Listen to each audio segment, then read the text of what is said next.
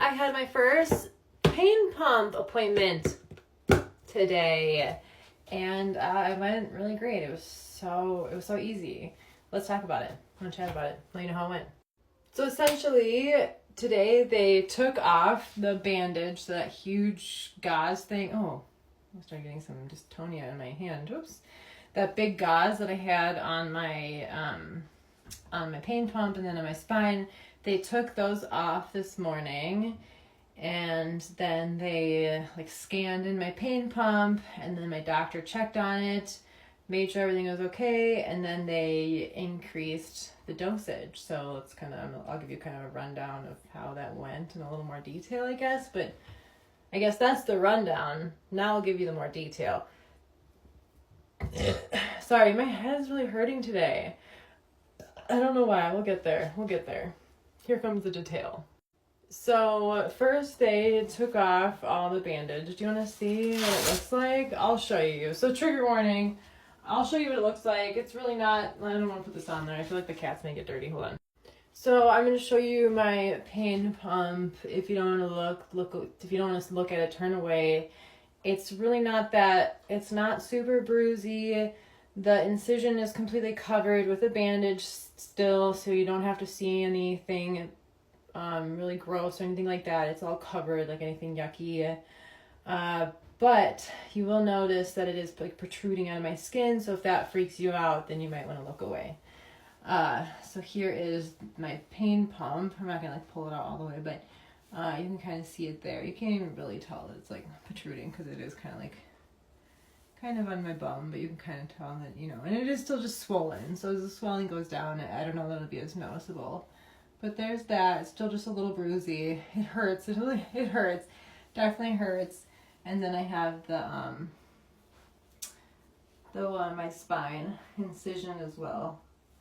Just that little guy too. So they took off the big compression bandages and the ones that were keeping them nice and protected and safe. So they took those off today. And then after they did that, the doctor checked on it, made sure it was all looking good. He was like, just looks a little inflamed. I was like, yeah, it's really painful. I was like, would you be interested in giving me any more pain medication for the pain so I can sleep at night? He said, no, I would rather you use ice. And I was like, oh yeah, it's super comfortable putting ice on this really tender, painful incision. Yeah, I love doing that. So yeah, and plus I'm terrified of ice, so yeah, I'll definitely do that. So he said, yeah, do that. And so that's what we're doing. So anyways, I'm just kidding. But that's what happened. So that's what we're doing. And I'm doing ice. But he was like, they want to know how the pain pump is working. So they don't want to keep giving pain meds. I understand. So anyways, then he's like, other than the inflammation and stuff, everything, looked really good. And, I haven't had any negative side effects other than I had some clindamycin-induced esophagitis, and some inflammation of my esophagus. I was having some really bad esophageal pain last week, so I had to discontinue my antibiotic that I was taking because my esophagus was really hurting. I was having really bad swallowing pain and from burping and breathing and just chest pain right here. I ended up seeing my motility specialist today, and she confirmed the clindamycin-induced esophagitis and stuff. And anyways, so she was like, I've never heard of that. That's so interesting. I'm like, well, yep, that's a thing. So now she knows. So, but back to my appointment. So after my doctor checked everything, made sure it was okay, then my nurse came back in, and then she scanned my pain pump with she had this basically a remote thing. She just scanned in my pain pump on her little remote, and then boop, boop, calculated some stuff in, and then essentially just increased the dosage, and then I was good to go.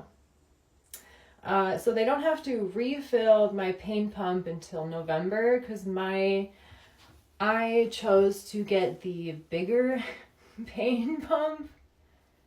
I know that's probably really silly, but I decided to get the bigger pain pump, the one that can be changed every 3 months or longer. I chose the bigger one because I wanted to be able to go longer between refills and stuff because I didn't want to have to be in as often. I just didn't want to. Plus, I have delayed wound healing, so I wanted to be able to give my skin longer time between pokes and stuff to heal longer. So I just figured that made the most sense. So that's what I did. So it's a bigger thing, but it takes longer. So I don't have to fill it until November. So until then, they just use like their little remote to increase the dose. So I go back in next Monday, do the same routine. I'll go in. I'll probably just they'll take my vitals, then I'll talk to the doctor, make sure everything's okay, and then the nurse will come back in, increase the dosage again, and then I think I come back in after a month after that to increase again or something, or I think it depends on how I'm feeling at that point. Then I kind of go in as depends. I don't know. I don't remember exactly, so. But I go back in next Monday to increase again, so. All I know is right now, my head hurts really bad today. Really bad. I don't know why I'm having horrible fibromyalgia pain today. I don't know if it's just flared up from getting out of the house or not sleeping well the last couple nights because I've been in so much more pain. My head is hurting really bad. Hold on, my heart's racing. Okay, my heart rate's just I don't know, around 130 or so. Whew. Anyways, I'm just feeling kind of out of breath right now. My head is just really painful, so. Okay, where was I? My appointment was easy. Really, my surgery so far, I feel like has been easy. The pain pump trial, that was tough. Getting the CSF leak and the spinal headache, that sucked really bad. That was terrible, but this so far has been way easier. Getting the surgery, I feel like it's been relatively easy. I feel like overall it went really well. I feel like it was pretty good. Just the clindamycin esophagitis. Clindamycin-induced esophagitis was really the only thing that went awry. And then today my head is really hurting, and I think it's just hurting because I had to wake up really early. Anyways. Okay, my heart's racing, so I do want to go sit down, but really quick about this. So this, I didn't really get to talk about this. So this is for, I don't use this yet, but in the future I will use this. This will be for when I can eventually give myself boluses of extra pain medicine if I'm gonna do something that will cause pain, or if I'm in a really bad pain flare up, then I can set this up. There's a little phone thing, and then this little essentially sort of a remote control thing the nurse had that kind of connects to my pain pump.